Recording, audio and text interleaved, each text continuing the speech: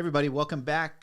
Today we want to talk about 401ks, Roth IRAs, and Roth 401ks, and a couple other things, because I think there's some clarity that we need to kind of get out there. You know, I've watched a lot of the videos that are out there trying to explain, and I think they do a good job of explaining, right, the exact rules of it. But I think we got to go one step further into, you know, the people out there that either have any one of those or don't have any of them and kind of want to know more about it, right? Because I do. I don't think it's a one size fits all. No, it's not. It depends on your age. Age, income, your job, right? And like not every job offers any one of these. And if you're working somewhere and you don't have access to, you know, your employer is not giving you this ability, there's still other ways to go ahead and invest in for some sort of a future retirement, right? Yes, there is. So let's first talk about the 401k, right? Okay. I want to give just a quick history on the 401k and when it came about. There's arguments out there exactly when. What I read was it came out in 1978, okay? Okay. And why it's there, right? The whole purpose it was created was originally for high-income earners. People who were making 7 figures a year or getting 7-figure bonuses, and they're like, man, I don't want to pay tax on this big bonus, right? And so the IRS came up with this provision of like, okay, well, if you want to defer the tax and put that money away, we'll allow you to do that. And so when that happened back in the late 70s, some of the other custodian places like insurance companies said, hey, wait a minute. If you could do that with the people that are making, you know, a lot of money and these big bonuses, can we do that for the average person? Some attorney came up with that and found out, and the IRS said, well, sure. It's, you know, it's under the statute of 401k. So that's why it's called 401k, because it was just an IRS statute. Oh, okay. Okay. Okay. Good to know. Now, when that happened, before that happened, the way that companies would help you would be companies who would put together some sort of a pension plan for you. But it was all on the burden of the company, right, to create your retirement for you, like a pension, right? They wanted you to go work for them for 25, 30 or whatever years, and then they would give you a pension. Well, that was a pretty big burden on companies. Like, that adds up. Like, years down the road, I'll just use round numbers. Let's say you had 100 employees. Your company's now 30 years old. You have 200 employees, and all of a sudden 50 of them retired. So now you have 250 employees that you're technically paying for, but only getting production out of 200 of them. Right. So that gets pretty expensive. Expensive, yeah. So now when this provision came out, they all thought, well, let's shift the burden of retirement to the employee instead of the employer, right?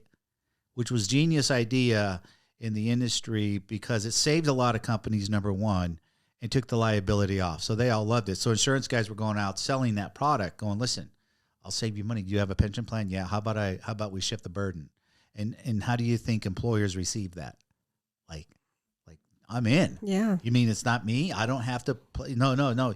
You could still have the option, the choice of contributing to their plan, right? But it's an option. It's a choice. You don't have to. But that was an incentive to hire people like, hey, listen, we have this new plan 401k. I will match, right? Either sometimes dollar for dollar percentages of what you want to save. I'll match. Yeah. I've heard it even $3. Right. Now, what a lot of people don't know is they're not required to do that. Right. Right. And I think a lot of people think, well, I'm going there because they match. And I'll give you an example of when they didn't match. Do you know when? No, I don't. So when they stopped matching, right? Because they can stop and start it. It's their discretion. It's their money, right? But in 2008, when the meltdown happened, financial meltdown came down, do you think those companies couldn't afford to keep matching? No. So they stopped because they couldn't afford it. So whatever was in your 401k, and again, we could see stories on 60 Minutes and all over the place, people's 401ks crashed by 50% or sometimes more, right? They lost all this money. So not only did you lose money because the market crashed, the meltdown, financial meltdown, and then your employer wasn't matching, but you were still contributing because you were still working, making money. Or in some maybe cases, they weren't. Or maybe they weren't. You got laid off. But let's just assume for the ones who did keep working, because not everybody got laid off, but a lot of people did. Right. That like, oh, hey, listen, I'm still contributing my 10%, 15, whatever it was, but you're not matching, so it's not growing as fast. So my point is that, guys, they're not required to match you, and they can start and stop whenever they want. Every Wow. company's individual. Now, I'm sure I'm sure there's companies out there that rode the wave out because they could afford it. I'm talking big companies, probably like I would say a UPS or a FedEx or huge corporations that no, we promise to do that. We're going to do that. But smaller companies, hey, we can't do that. We can't afford it, right? So one thing I didn't know, originally it was insurance people that were selling this product? Insurance people were selling that product. Oh, wow. I didn't know that. Right. For the custodians that were offering it. So first and foremost, let's understand that. That's where the 401k came from, right? Is to shift the burden onto the individual. Because I know now by personal experience, I don't know the percentage, but I can tell you a lot of people borrow money against their 401ks. So they take it out, which you shouldn't do that. That's one of those types of piggy banks you're putting money into that you don't break. Leave it in there because it's designed for you for later years. And also, I want people to understand that the 401k was never designed to be your full retirement. And I think people go to work and they think, hey, I got a job and I got a 401k, and so I'll have retirement. Like, that's not what it was designed for. It was designed to be one leg of a three-legged stool, meaning you were supposed to, save that way, right? Through your 401k is one leg. You were supposed, and then you're going to get at retirement income age of 62 is the first time you can start taking Social Security. That's another leg. And then whatever your other investments were, right? That's a three-legged stool. Whether it be real estate or it could be real estate, stock market, whatever other areas. But so when folks depend 100% on my 401k to be my retirement, you could lose. Yeah. Because we don't know what the market's going to do in the future. And so just like I remember I talked to someone years ago, how many streams of income do you have? Like, people have jobs, like I have one stream of income, I have a job. Like, you should always have multiple streams of income, right? Because you don't want to, if something happens, just like if your 401k crashed and you were depending on that, you're like, holy crap, there's no more money. Then if you also, were invested in index funds and some other vehicles that are out there that we can put money into to grow, you'd be safer. You don't have all your eggs in one basket. But let's talk to the folks about the 401k and what's allowed in there. Tell them. What do you mean what's allowed in there? Well, the amounts. Oh, for your personal contribution for 2022, it's $20,500. Okay, for the whole year. So that's the most you can put in there. Yes. What's the most amount of money that you're allowed to make? If you're a single filer, the most money you're allowed to make to use to be able to take advantage of that is $144,000. No, that's for the Roth IRA. Oh, I'm sorry. Yeah. So you can make as much money as you want and be a part of a 401k plan. Now, what's the number growing? And these numbers change every year, guys. And you should understand that, because a lot of people say, hey, I can afford to save or put away more than $20,000 a year. Right? Do they make good money? So what's it going to be for 2023? $22,500. So it's going up $2,000 from this year to next year. And then if you're married, you're able to add an additional $6,500 to be able to catch up. Right. If right, whatever reason you didn't start it at 20 years old or what have you, right? So you got your catch-up provisions there. And that's catch-up provisions, same with the Roth IRA. If you're over 50 and you're not where you should be, they let you, instead of $6,000 a year, you can go $7,000, right? Yes. And it's good to keep up and find out, hey, are they raising them next year or next year? And I'm not saying they raise them every year. Right. But yeah, because it was $20,500 for a few years. Yeah. So it just went up, right? And so if you're making enough money and I want to save more money, because compounding comes in effect. And the more money you have working, the more compounds, the more money you'll have later, right? Talk to the folks about the Roth 401k. The Roth 401k is something that is within your 401k. So there's no tax deductible because it's after-tax money. Right. So that will reflect on your paycheck, right? When you're looking at all the deductions on your paycheck, your Medicare and all that stuff. So you're going to have a deduction in there that you're putting away for a 401k, which is before tax dollars. That's tax deferred. You will pay tax on that in the future, likely about when you retire after 59 and a half.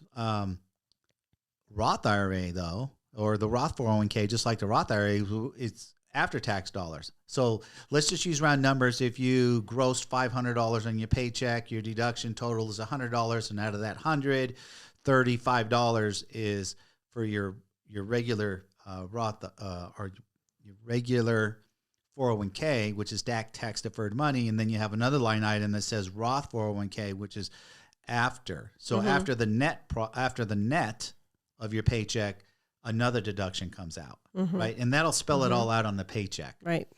Which one do you think people should be more excited about? The Roth 401k. Why? Why? Because there's no taxes. Well, yeah. You've already paid the tax, right? That's the whole benefit of the Roth IRA or the Roth 401k is you're contributing with after-tax dollars. Yeah, and your employer isn't contributing to that one as well. Right. So the Roth is always the better way to go. Like if I work for somebody, which I don't, if I had the choice, let's say I was going to put away $100 a check, every paycheck, and I said, well, let me split that. Should I go 50-50, 60-40, 70-30? What do you think? I would say 50-50. I'd rather have tax-free money. I would go 75-25. Okay. Okay. And the reason is because you, on the 25%, right, the whole reason your 401k is tax deferred, you get the benefit of a tax deduction each and every year, right? You make that much less money. So you pay that much less money in taxes. Right. So it's that sword that you want both sides of. I want to save taxes, but I want to grow money, but I want to grow more money tax-free. Right. Because one thing we all don't know is what? The future of our tax. And I've been saying with the amount of debt that this country's in, $30 trillion, ridiculous amount of money, like where are they going to get it? Right. From us. Taxpayers, right? So it kind of makes sense. Like at some point in time here, they're like, guys, they're either going to keep printing money, which they've been printing like crazy over the last few years, or they got to say, we got to get more from the people, you know, the people working, and they're going to raise the taxes. Right. And that's a chart that we should always look at every year, because I think there's 5 levels of how you pay your taxes, how much money you make. The lowest is 12%, which is, I think, under 22,000 or something. Right. You could double, because those charts always move also. Right. And I like to teach a lesson in there where it jumps by 8% at one of the tax brackets. And oftentimes when people go to get a raise, and I think it's somewhere around the 120,000 mark, and I got to look that up and I'll share it with you guys. That, man, I'm making 120. If I make 121 a year, I jump 8% tax bracket. And my boss wants to give me a small raise. Should I tell him thanks but no thanks? Yeah. Because actually, technically, I'm not getting a raise. You're actually costing me more money. Right. So I've taught that lesson many times. It's eye-opening. So the point here is, guys, knowing your vehicles, what they do, right? Not just how they work. I mean, how they work is one thing, but how do they fit for you, right? Your job, how much money you make, how old you are, what is your actual game plan for retirement, right? And not just go in there, get hired, go to HR, fill out this paperwork. What type of investor are you? Aggressive, moderate, or soft, take it easy on me. I don't want to low risk. Right, that's all they ask you. You just have 3 buckets to choose from. And that being said, how often should they go in there and talk to the HR department about their 401ks? Probably once a year. Yeah. Let's just talk to them once a year, because I don't know about you. Think back, almost every year our economy changes a little bit. I mean, it's shifting in. Is the economy growing in the sector of technology? Is it growing in the sector of commodities? What sector is it growing in? And where's my money parked? And I don't know, everybody watches the news a little differently, but if you knew that and you knew where your money was parked, do you think you would change where it goes? Yeah, roll it based over on to something else. Yeah, based on where it's going, because those people they're called your custodian, which means they're suggesting, they're monitoring, but you don't have to put your money where they tell you. Right. You could say, hey, listen, show me some other buckets where I can put it in. Right? Give me some other track records. Maybe I want to move it this year. And it could be moving it because you're trying to catch up, you're being more aggressive, or you could move it because it's the opposite. You're like, listen, I'm sitting pretty decent. I don't want to have losses. So let's put them in more in areas where I'm more secure. I'm not likely to take, big losses.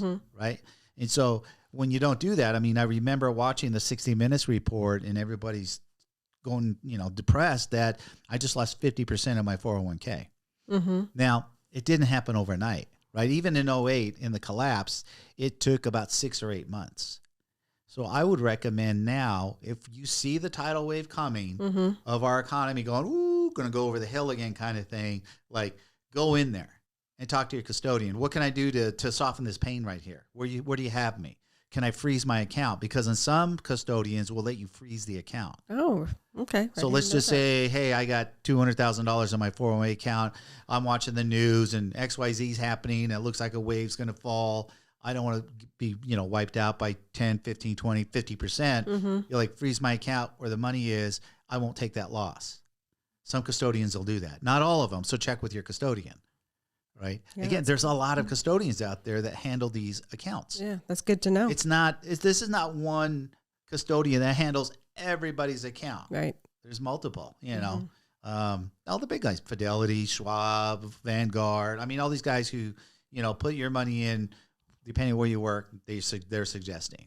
So I think monitoring is the key, where, again, back to watching the videos that we've watched, and they're all very educational on how they work, but what's best for you. Mm-hmm. Are you 22 years old and you have a lot of time to grow money? Or are you 52? Or are you 52 years old? You're like, yeah, I got 10 years to go. I can't really risk a big, splash takedown. Right. So, guys, I mean, understanding these vehicles that you definitely should be in, and should they pick one or how many?